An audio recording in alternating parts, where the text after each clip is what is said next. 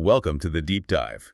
Today we're moving past the conceptual overview of Easy Environmental Solutions, or EZES, and getting right into their operational strategy. That's right. Our mission is to really analyze the company's transition from, let's say, a technology validation phase to what they are now explicitly positioning as a builder of globally relevant infrastructure. Exactly. And we've reviewed the source materials, especially that detailed press release, confirming they significantly exceeded their 2025 performance targets. And that overperformance is what's funding this very aggressive 2026 global strategy. It is. So we need to dissect not just where they're going, but how they are functionally integrating their technology to meet this accelerating global demand for clean water and resilient food production. And for climate adaptation, really. So we're evaluating the claims behind this integrated platform, this convergence of localized biological production with advanced water treatment. And we'll be examining the specific deployment roadmap. We're talking Africa, the Middle East, and Europe. Okay, so let's start at the beginning. Let's define the core architecture of this unified system. Well, the entire strategy is built on modularity. EZES is delivering a comprehensive, scalable system, not just a collection of, separate products. And the foundation of that is the EZF unit. The EasyFEN unit, yes. You should think of it as a fully automatic modular system that's really designed for intensely localized production. Okay, localized production. What is it actually producing? And maybe more importantly, what is it using as an input? Because that seems critical to their economic model. It is. Its output is a liquid microbial fertilizer. And crucially, the feedstock for that fertilizer is derived from local green biomass and existing organic waste streams. So they say green biomass. What exactly are we talking about? We're talking about readily available, non-specialized local materials. Things like crop cuttings, agricultural waste, all of it is processed right there on site. This decentralized approach is their primary mechanism for cutting logistics and input costs. And the product that comes out is branded as Terreplenish. We should probably be specific about its benefits. This isn't just a standard nutrient delivery system, is it? No, not at all. That's correct. Terreplenish is specifically designed for soil regeneration. So its demonstrated benefits go far beyond simple fertilization. It improves the soil's actual structure. Okay. It significantly enhances the soil's ability to retain water, and it increases the overall resilience of the crops to environmental stress. And because it's using local waste, it minimizes the operational spending you normally have on chemical fertilizers. Precisely. The cost of acquiring and transporting centralized fertilizers is just taken out of the equation. So that's the soil health and nutrient cycling piece. Now let's bring in the second pillar of their platform, which is the advanced water solution. That would be the Easy Nanovoid. Sometimes you hear the leadership refer to it as the tiny oxygen bubble technology, but its function is quite a bit more sophisticated than that. Right. It's a system for advanced super oxygen-saturated nanovoid water treatment. Functionally, what it does is it uses nanoscale aeration to really increase the dissolved oxygen content in the water. And what does that do for the crops? It makes that oxygen hyperavailable to the crop roots. And that dramatically improves water use efficiency, which is just a critical capability in regions that are facing chronic drought. So that makes the whole technical strategy much clearer. You've got a system that creates fertilizer from local waste and another system that optimizes the local water supply. And we really have to emphasize the internal logic here, the circular model of the EasyFEN system. It's a closed loop. A closed loop. Yes. The process starts with food production, which of course generates food waste and other residues. This material then becomes the green biomass, Which is then processed by the EasyFEN systems. exactly, resulting in Terreplenish for soil enrichment, which then restarts and sustains the whole food production cycle. Okay, let's pause on the scale claim for a moment, because this is where the disruption, if it's true, becomes pretty staggering. It is a big claim. The source material says a single modular EasyFEN unit can cover up to 1 million acres per year. That suggests a massive jump in operational capacity. Is there data to support that kind of real-world throughput? So the 1 million acre figure is tied to the fertilizer production potential. It's based on optimal feedstock availability and continuous operation. The upper limit, then. It's the upper bound of its theoretical capacity, yes. But the metric backing it is the high efficiency of the modular design in processing that liquid microbial solution. And it really underscores Nathan Carpenter's point on their economic differentiation. Right, Carpenter suggests their core difference is in this cost versus value versus impact equation. It is. So if they can localize production at that kind of scale, they essentially bypass the enormous logistics and carbon footprint costs that come with global fertilizer shipping. Precisely. They're aiming to provide superior economics not just by being cheaper, but by providing higher value. Value in the form of soil resilience and reduced logistical dependency. That decentralized model is the financial lever they're pulling. Okay, that covers the production side. But we know the real complexity, what CEO Mark Galswick calls the structural leap, is what happens when they combine that localized biological production with the nanovoid water system. Yes, this is the core of the strategy. Traditionally, solutions for soil health and for clean water have been developed and deployed in separate silos. The structural leap here is the intentional decision to pair them, EasyFEN and EasyNanovoid, into a single deliverable platform. So why does combining them create what they're calling a compounding impact? I mean, it sounds highly efficient, but maybe also operationally risky to force that convergence. Well, the compounding impact comes from the fact that soil degradation and water scarcity are really two sides of the same coin in these climate-stressed regions. Okay, how so?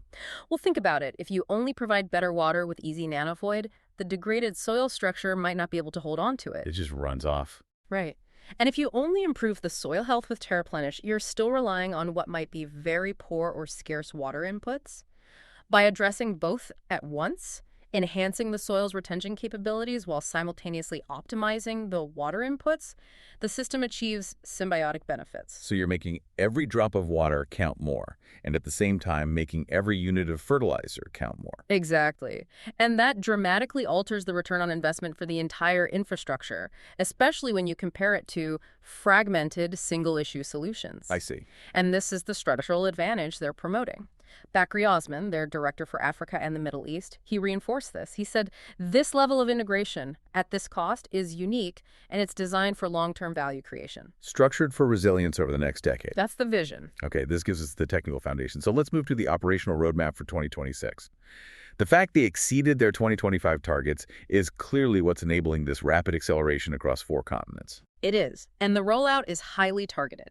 Let's begin with Africa, where the immediate focus is on establishing climate-resilient agricultural infrastructure. And serving as governmental reference points, starting with the flagship model in East Africa. Yes, the very first EasyFEN unit in Kenya is set to serve as the African flagship.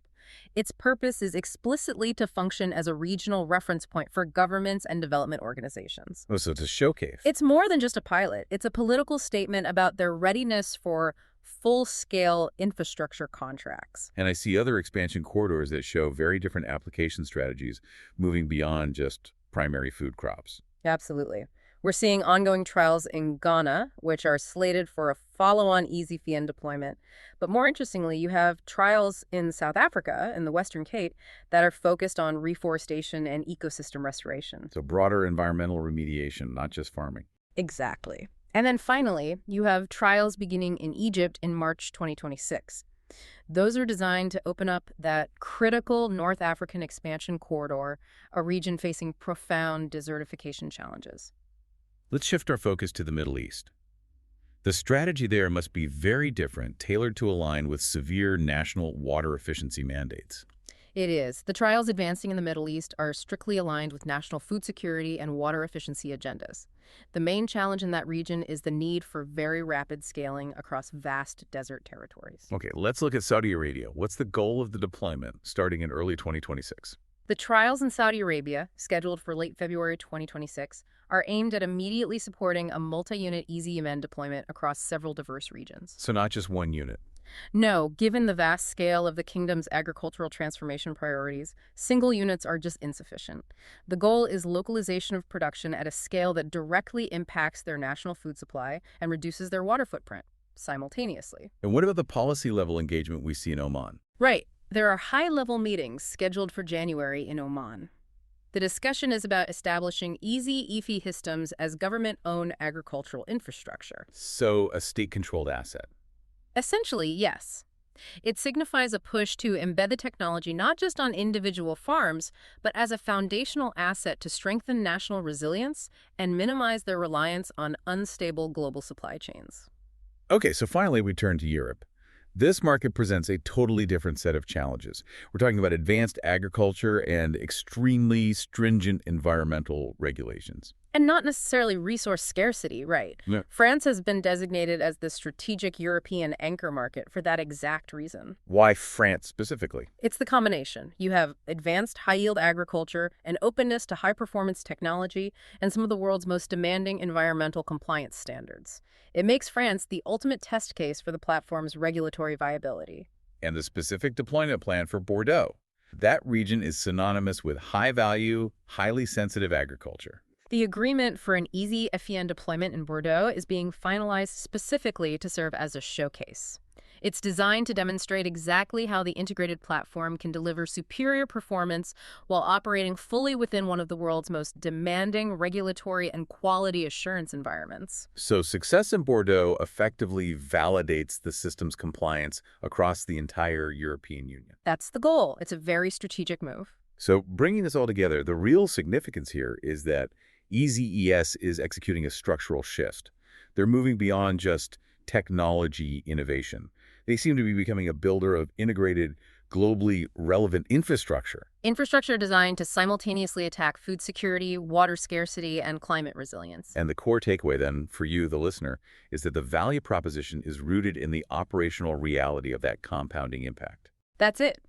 It's achieved through the decentralized, modular, biological production of Terreplenish, which enhances water retention, paired directly with the Easy Nanovoid water treatment, which ensures superior water use efficiency. That integrated approach is what differentiates their entire strategy. The ultimate implication here is profound when you consider the whole agricultural sector.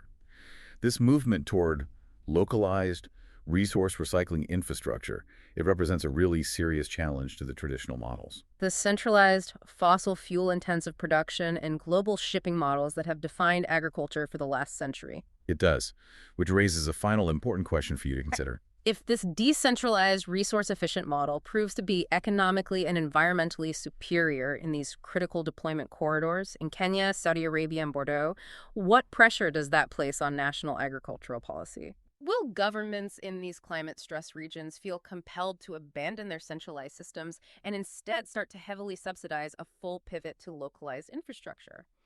That structural policy challenge is really what this deep dive illuminates.